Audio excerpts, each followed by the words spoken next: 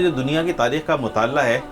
وہ اصل میں ہمیں صحیح معنوں میں رہنمائی فراہم کرتا ہے کہ دنیا میں کیا تبدیلی آئی ہے کہ جس کے نتیجے میں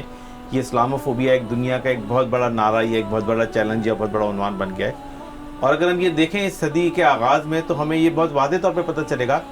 کہ مسلمان عملاً دنیا کے اندر مغلوب ہو چکے تھے. خلافت ختم ہو چکی تھی. مسلمان اگرچہ دنیا میں بڑی تعداد میں تھے، یعنی دنیا کی دوسری بڑی سب سے بڑی نسل مسلمانوں کی تھی اور مسلمان کروڑوں کی تعداد میں دنیا میں تھے، لیکن جو اسلام ہے وہ بنیادی طور پر انفرادی زندگی تک محدود ہو چکا تھا. نماز تھا، روزہ تھا، زکوٰۃ تھی، حج بھی تھا، لیکن بہت ساری آوازیں ایسی بھی اٹھنے لگی تھی کہ حالات اس طرح کے ہیں کہ شاید حج بھی اتنا فرض نہیں رہا. لیکن یہ ایک پورا سینیریو تھا جو پوری دنیا کے اندر اسلام کے حوالے سے موجود تھا کہ لوگ اپنے انفرادی دائرے کے اندر تو دین پر عمل کرتے تھے، لیکن اجتماعی دائروں میں سے دین آہستہ آہستہ ختم ہوتا جا رہا تھا. اور پھر مشرق وسطیٰ کے اندر اور وسطی ایشیا میں جہاں روس کا غلبہ تھا وہاں تو بزور اور بجبر دین کو ختم کر دیا گیا تھا. تو اسلام کے شاعر پر عمل کرنا ختم کر دیا گیا تھا، مساجد پہ تالے لگا دیے گئے تھے، داڑھی رکھنا عملاً منع کر دیا گیا تھا، اسکارف پہننے پہ پابندی لگا دی گئی تھی. تو یعنی یہ ایک کیفیت تھی آج سے کوئی 50 60 70 سال پہلے. یہ ایک ایسا اسلام تھا جو دنیا کی تمام غالب تہذیبوں کے لیے قابل قبول اسلام تھا. لیکن اس کے بعد پھر کیا ہوا کہ دنیا کے اندر پہلے ایک اور پھر دو اور پھر ایسی آوازیں اٹھنی شروع ہوئیں کہ جنہوں نے کہا کہ نہیں، ایسا نہیں ہے کہ اسلام صرف نماز، روزے، زکوٰۃ کا نام ہے یا انفرادی زندگی کا نام ہے، بلکہ اسلام تو مکمل ضابطہ حیات ہے. اور اسلام اس بات کا تقاضی ہے کہ معیشت بھی، معاشرت بھی، سیاست بھی، اقتدار بھی سب اسلام کے تابع ہونا چاہیے.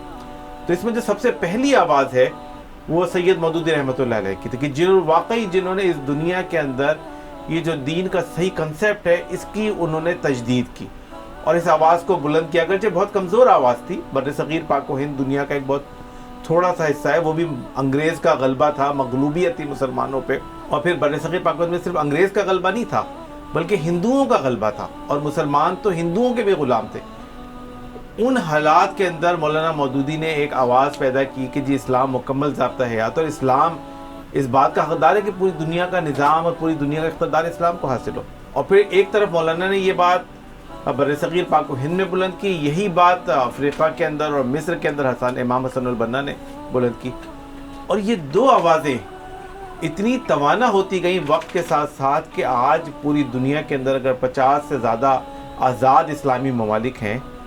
تو ان آزاد اسلامی ممالک کی آزادی کی تحریکوں میں اس آواز کا ایک بہت بڑا دخل ہے کہ جس میں مسلمانوں نے اس بات کو ریئلائز کیا کہ مسلمانوں کو ایک الگ خطہ زمین چاہیے اپنے اسلام کو پریکٹس کرنے کے لیے. جو بر صغیر پاک و ہند میں پاکستان کا وجود آیا وہ اس لیے آیا کہ مسلمانوں نے ریئلائز کیا کہ انگریز کی اور ہندوؤں کی غلامی میں رہتے ہوئے ہم اسلام کو پریکٹس نہیں کر سکتے، اس لیے کہ اسلام تو زندگی کے تمام گوشوں پر محیط ہے. تو اسلام پہ عمل درآمد کرنے کے لیے ہمیں ایک الگ ملک چاہیے، اور اسی لیے پاکستان وجود میں آیا. اور یہی بنیاد بنی پوری دنیا میں اسلامی تحریکوں کے وجود میں آنے کی. تو یہ جو کریڈٹ ہے، اور یہ کریڈٹ صرف یہ میری رائے نہیں ہے، بلکہ اگر آپ پچھلے 20-25 سالوں میں Times magazine, Newsweek, Economist اور ان کے سارے شماروں کو آپ پڑھیں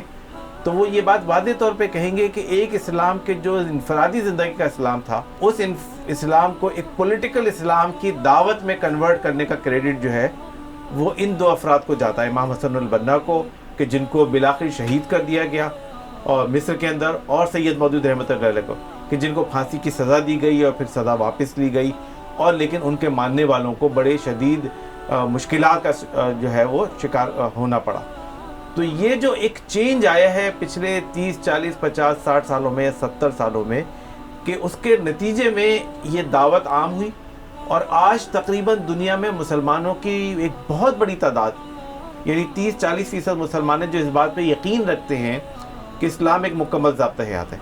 اور جو ہے ملک کے اندر شریعت کی حکمرانی ہونی چاہیے، خلافت کا نظام ہونا چاہیے، اللہ کے رسول صلی اللہ علیہ وسلم کی تعلیمات کے مطابق زندگی کے تمام معاملات چلنے چاہیے، جس میں سیاست، معیشت، معاشرت سب کچھ شامل ہے. تو یہ جو ایک تبدیلی آئی، اور پھر پوری دنیا میں ایک جہاد کے عمل کا آغاز ہوا کہ جو افغانستان کے اندر ہوا، کشمیر کے اندر ہوا، اور دنیا کے بہت سارے ممالک میں یہ ایک پروسیس شروع ہوا. تو یہ ایک تبدیلی ہے کہ جو پچھلے 60-70 سالوں میں یا پچھلی ایک صدی کے اندر ہمیں بہت نمایاں طور پہ نظر آتی ہے. اور اسی لیے یہ صدی بنیادی طور پہ اسلام کے ریوائیول کی صدی، یعنی اسلام اس صدی کے اندر دوبارہ سے زندہ ہو گیا اور دوبارہ سے اس موڈ میں آ گیا کہ جس موڈ میں اسلام اپنی ابتدا کے اندر موجود تھا، جو حضور اکرم صلی اللہ علیہ وسلم نے جس اسلام کو پیش کیا تھا اور عہد خلافت میں جس اسلام کو پوری دنیا کے سامنے پیش کیا گیا تھا، تو اب اسلام اپنے اس موڈ کے اندر واپس آ گیا ہے۔ لیکن یہ جو تبدیلی آئی ہے اسلام کے اندر اور اسلام کے رویے کے اندر اور مسلمانوں کے اندر اور اسلام کی دعوت کے اندر اور اسلام کی انڈرسٹینڈنگ کے اندر، اس عمل نے جو ہے پوری دنیا کی تہذیبوں کو الرٹ کر دیا۔ یعنی جو تہذیبوں کے تصادم کا جو خطرہ مغربی تہذیب نے بالخصوص محسوس کیا کہ جو ایک غالب تہذیب ہے دنیا کی، اور جس میں روس کی بھی تہذیب شامل تھی اپنے وقت میں، کہ روس نے اس بات کو محسوس کیا کہ اسلام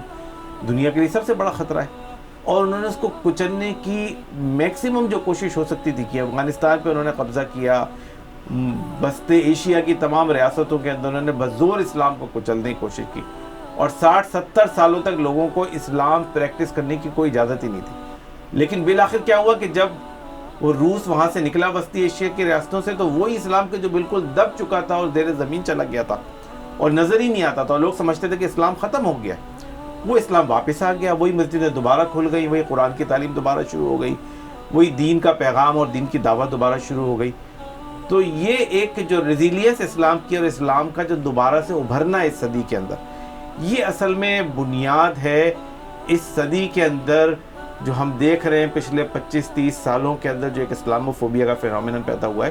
اور یہ بنیادی طور پہ مغربی تہذیب کا اور غالب تہذیب کا ایک خوف ہے، ایک انہونا خوف ہے کہ جس کی کوئی بنیاد نہیں ہے، جس کی کوئی دلیل نہیں ہے، اور جس کا عقلی طور پہ وہ مقابلہ نہیں کر سکتے۔ تو اس لیے پھر اس خوف کی بنیاد کے اوپر انہوں نے ایک ایسا ماحول کریٹ کیا ہے کہ جس میں اسلام کو دبایا جائے، مسلمانوں کو دبایا جائے، ان کو بزور قوت روکا جائے، اور ان کی ایسی مخالفت کی جائے کہ لوگ اسلام کے قریب نہ جا سکیں اور اسلام کے قریب بھی نہ جائیں۔ تو یہ کوششیں پچھلے 20-25 سالوں میں بڑھ گئی ہیں اور بڑھتی جا رہی ہیں، اور بظاہر یہ لگتا ہے کہ جیسے جیسے پولیٹیکل اسلام کی دعوت اور اسلام کے مکمل ضابطہ حیات ہونے کی دعوت آگے بڑھے گی، لوگ اس کے قریب آئیں گے، ویسے ویسے شاید